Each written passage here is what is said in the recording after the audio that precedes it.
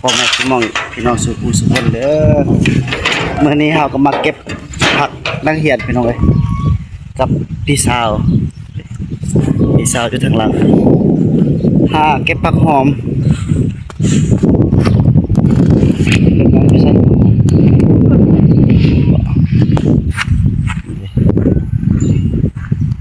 หอมบัวก็เอาบ่เอาเนาะ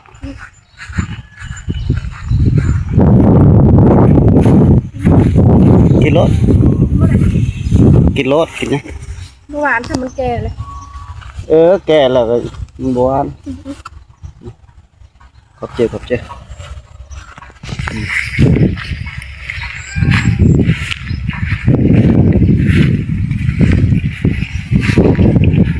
ใช่บ่มีนะ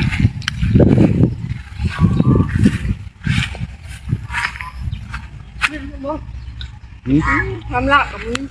มีหอมบัวมันต้องความรักเลยมั้งเก็บ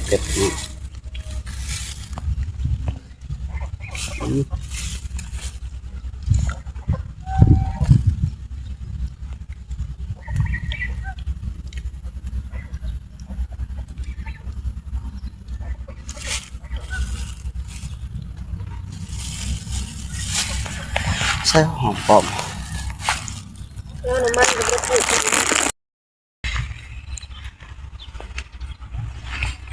เพื่อนนำผักไปหาเก็บผัก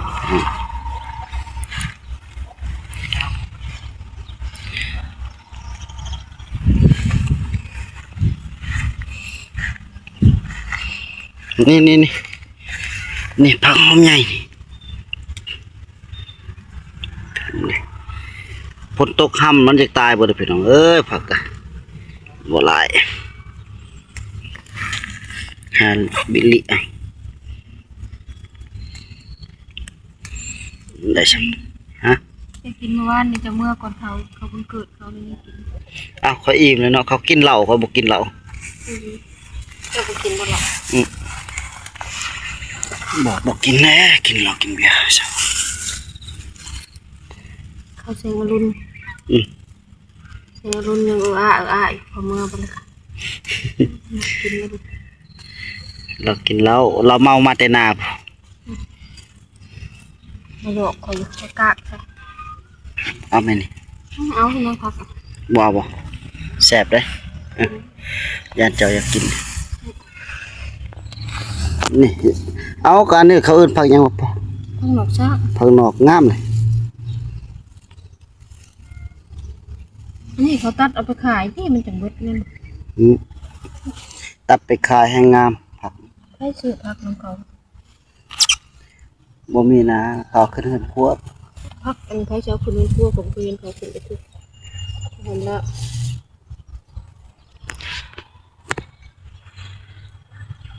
บ่เห็ดเนาะไป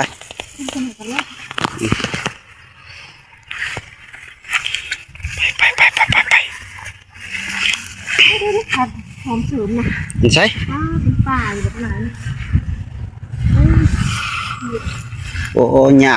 ปกคลุมหมดแล้วเฉพาะบ่เห็นพี่น้องมันลายอยู่แต่หญ้าปกคลุมต้องหอมป้อมได้บ่มีเนาะบัด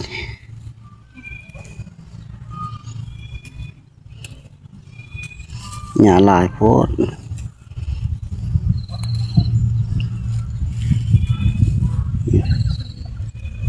หญ้ากับผักซ้ำกันเลยจนบ่เห็นฮอดผัก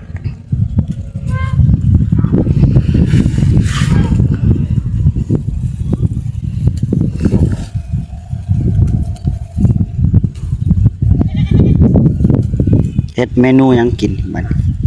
เฮ็ดแบบใดกินเห็ดเมนูนะกินกับมันหนูลูกซีด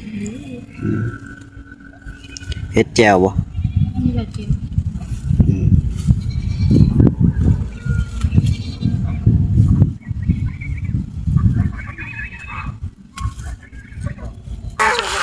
เราโทรเจ้าได้ไปได้หรอวะ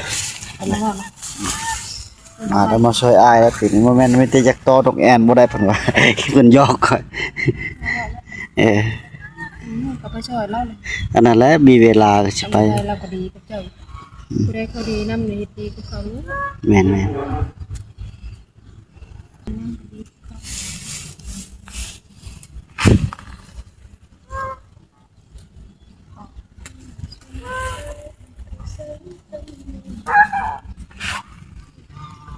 ลายละติ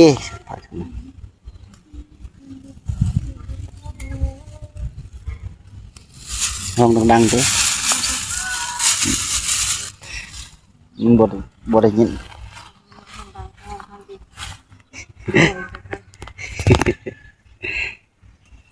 ยัน FC อยากฟังหั่นนะ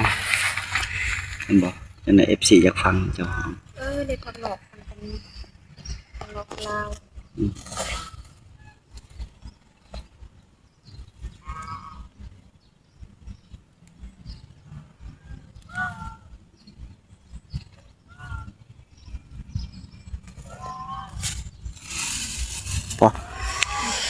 พอแล้วไป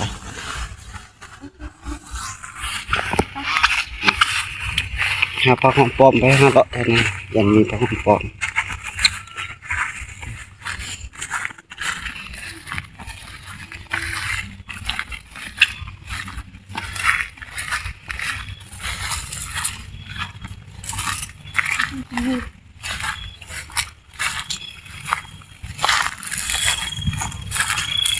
บ่มีหรอกฮะปลาของปลอมใบน้อยๆดอกกินบ่หมาก ยิ้มจะมันจนเบิดอ๋อหังแต่เนื้อเหนืองดิแม่มันคือ ยังแตนบ่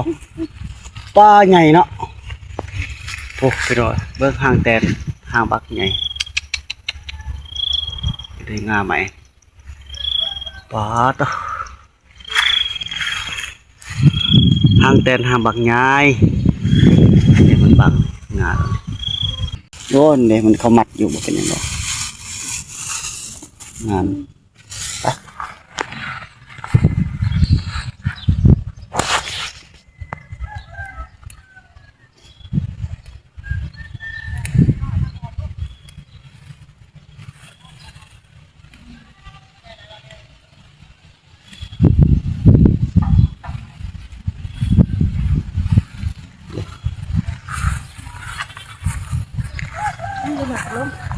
เป็นหยัง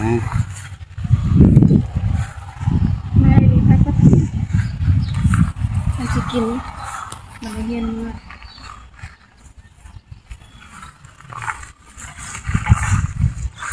เขาอยู่แต่เดือนเดียวนี่แหละเดือนหน้านี่เขาก็จบแล้ว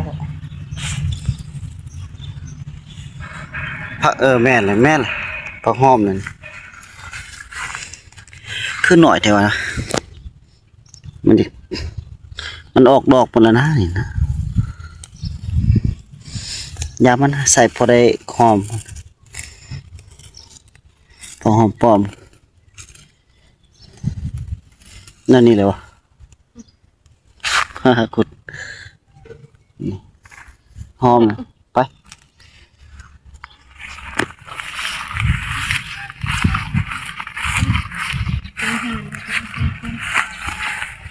โอ้หาอีกจะทำเองตักเนาะ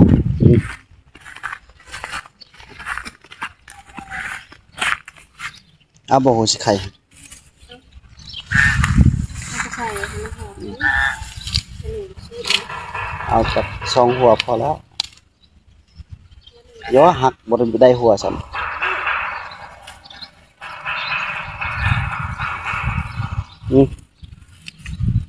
อาจารย์ติดตา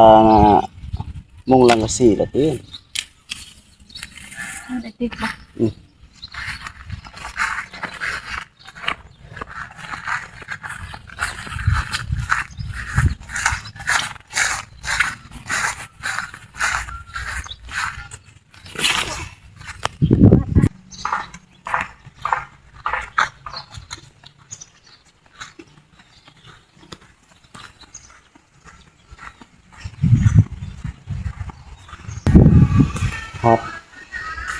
บ่เฮ็ดกินเลยเนาะเนาะเบิ่งเมนูเพิ่นสิเฮ็ดแบบใดเนาะ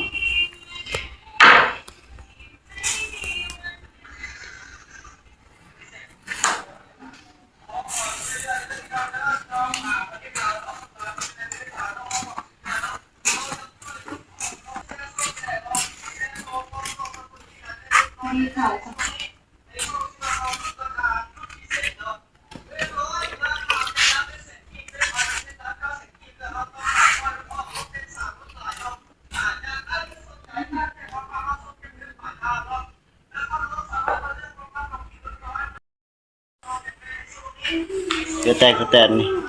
ทำอาหารเพิ่นหนึ่งผัก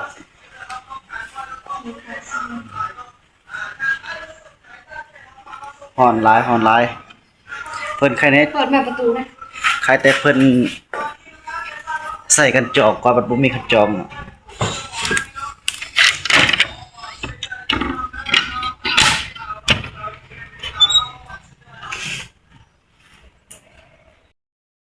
สิแล้วเนาะ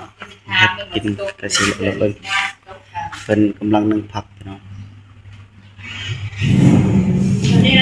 นึ่งผักกับลูกชิ้น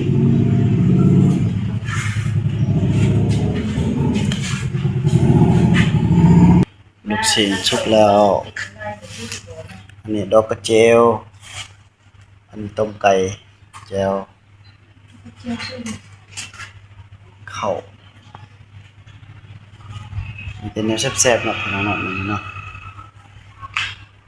อาหารแซ่บหลายยังมากินข้าวเด้อกินข้าวนำกันเด้อทุกคนบ่ได้บีบใช่มั้ย น้องฟัง ได้แล้ว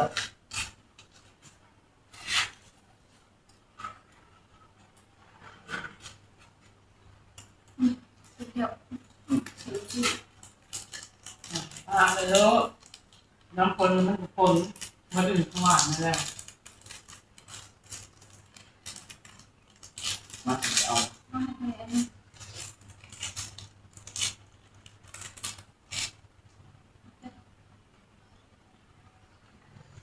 โอเค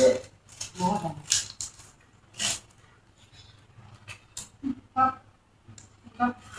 งานมันกำลังงานแต่คนเนี่ยคนใส่นะ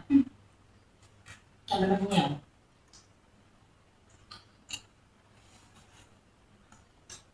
ไม่ร้อนหรอก อ๋อ ขอบคุณเยอะ แล้วมันเข้ามันยาวหนักมั้ย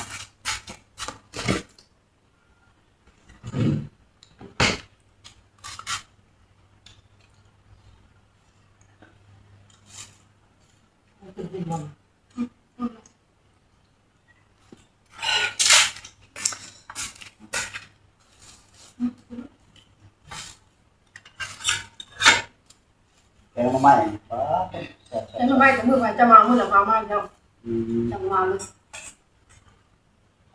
แซ่บ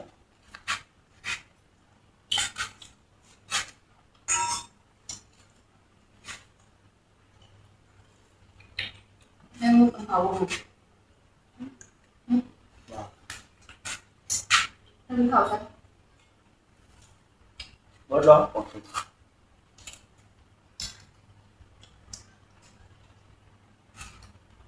ได้ไหมครับกินกันก่อนแก้วกันแก้วแก้วโซดา แก้ว เอาแก้วนะ บ่แก้วโซดา24 รู้ทุก บ่เงินเราอยู่ที่ตลาดเป็นอาหาร24 หนูว่า โอ้ยเนาะสำบัดเลย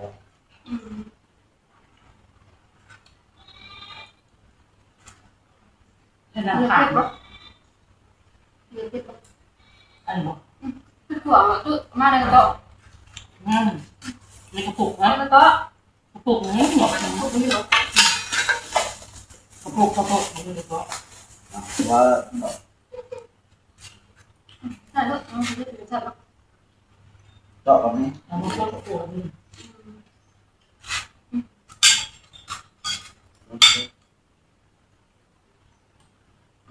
แสงสว่าง นี่เหลือทานจะไป โอ้แซ่บเลยนะ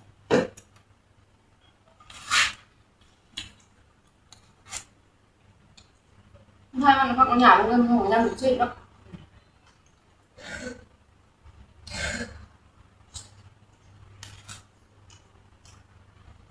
คนมีคนเดียวเนี่ย มาคนอยู่ เราเป็นไข้เป็นหวัดเป็นไอถ้าเราเป็นไว้เวลาเราซีเมื่อยนี่ มึงก็เป็นไข่ เป็นไข้บ่ได้เมื่อย เป็นยา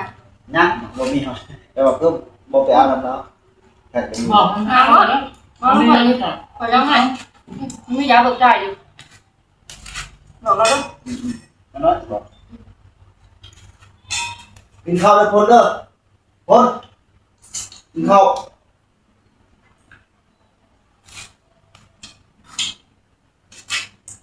อ๋อ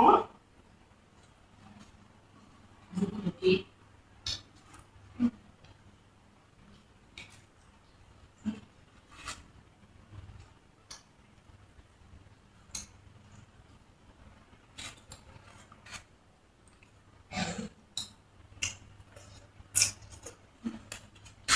ครับ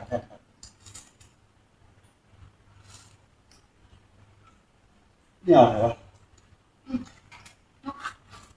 นี่ก็มีสองต่ มันมีเอารถบ่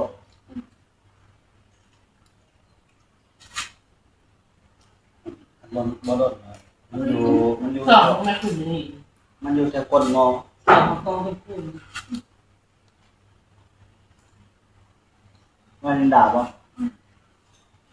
ทำมันหอดขึ้นตกเพื่อนหน้าเพื่อน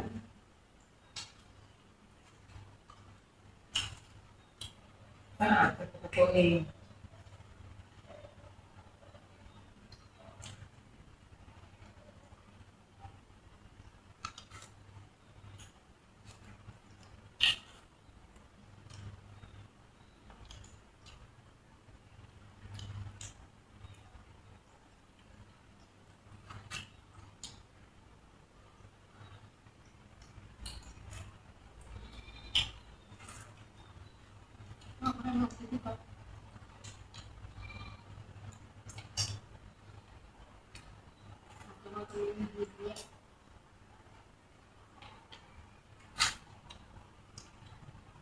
ยังร้อนเลยมั้ย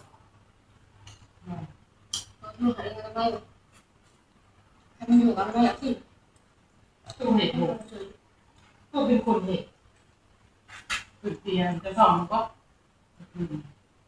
เขาเป็นกองทุน ได้ มันนกตัวเองก็นอนอยู่นี่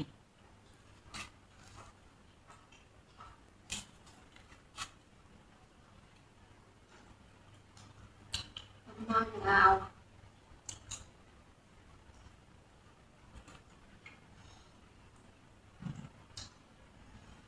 เพราะหนึ่งกูเกิดลูกแล้วบ่ได้มานอนกินเลยเนาะ มันยินได้สื่อมันยังมาเลยมันปุ๊บเลยยากอยู่สุดเก้าเลย อืม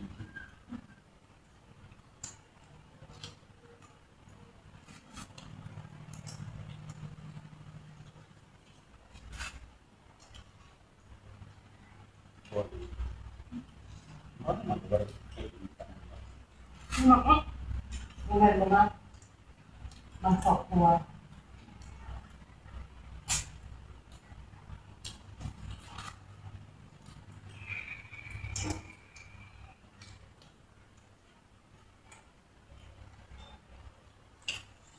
ครอบครัวเราเที่ยว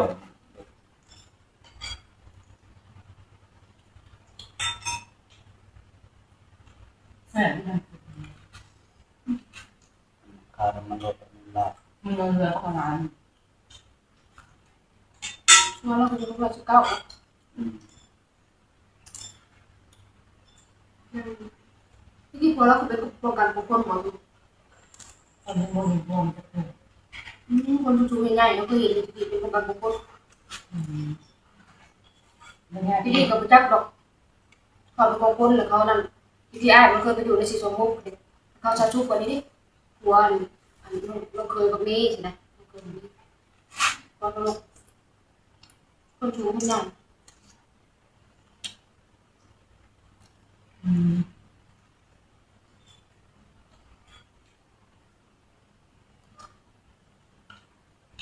ไม่เคยเรื่อง ที่เป็นพวกกันไม่ใช่ว่าที่